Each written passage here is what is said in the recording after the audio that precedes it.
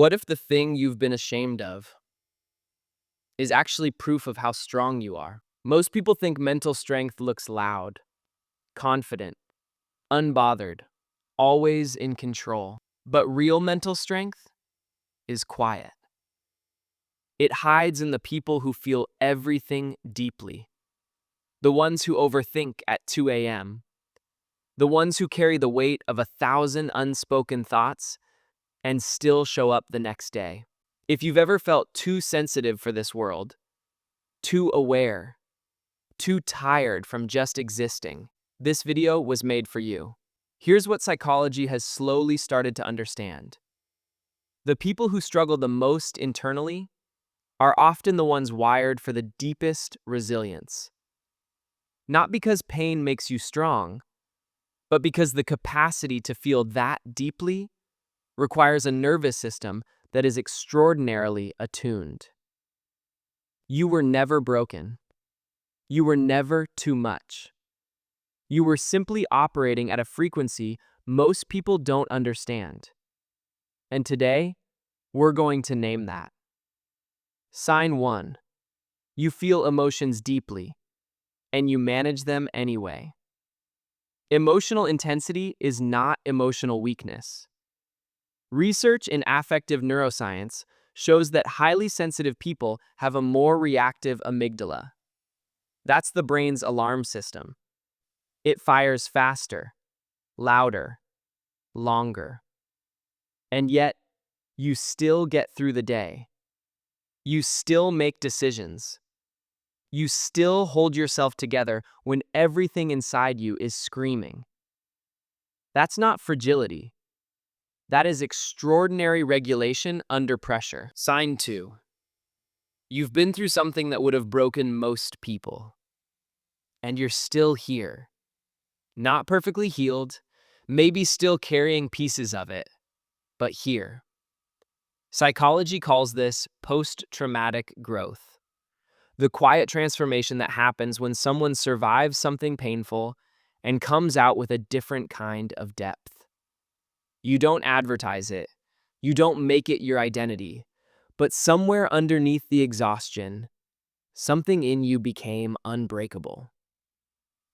Think of your mind like a deep-sea sonar system. Most people operate on the surface. Shallow readings, quick reactions, simple signals.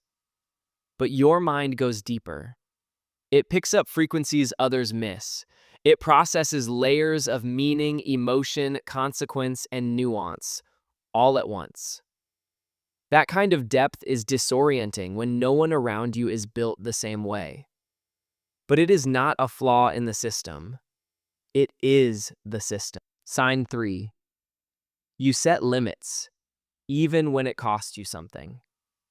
Mental strength isn't about enduring everything. It's about knowing what you will and will not accept. And that kind of clarity is hard-earned. Psychologists who study identity formation consistently find that the ability to protect your own energy, even when it disappoints someone, is one of the clearest markers of psychological maturity. You probably didn't even realize you were doing it. But every time you said no to something that wasn't right for you, you were choosing yourself.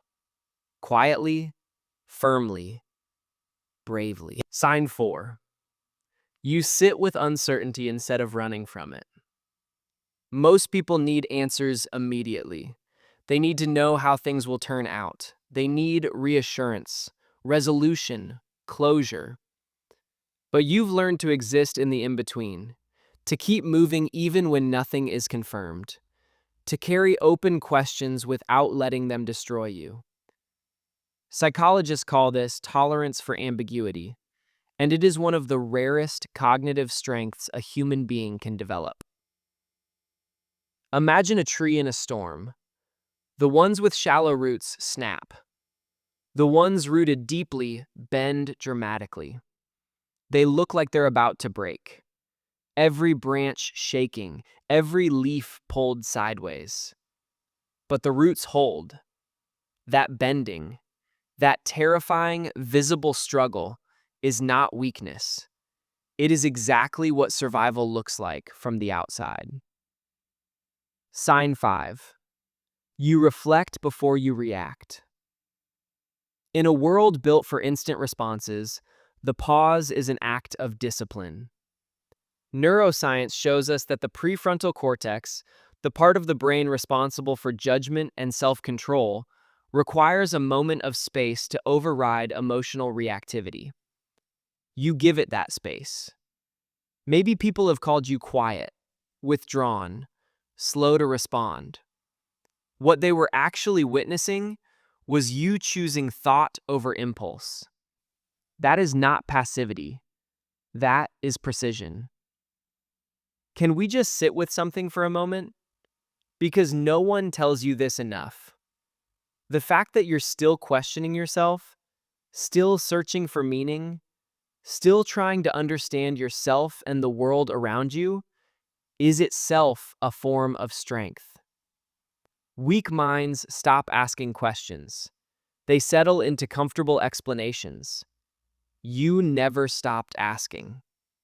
That hunger, even when it exhausts you, is proof that something in you refuses to go numb. Sign 6. You've learned to carry grief without letting it consume you. Loss changes people.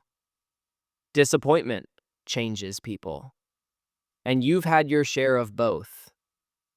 But you didn't harden. You didn't shut down.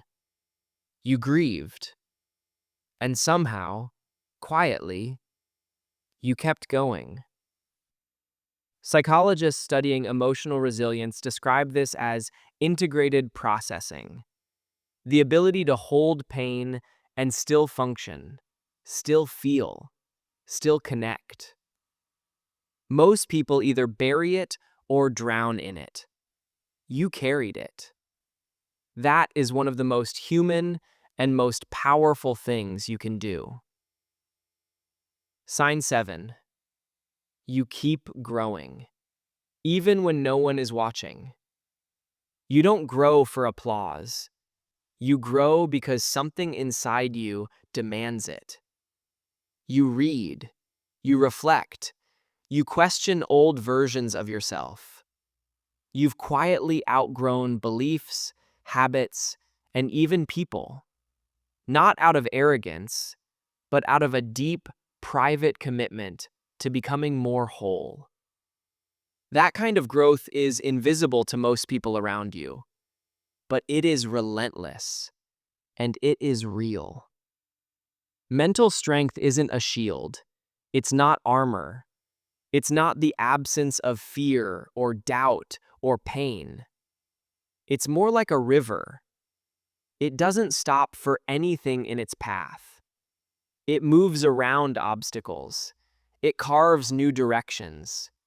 It looks different at every bend, but it never stops moving.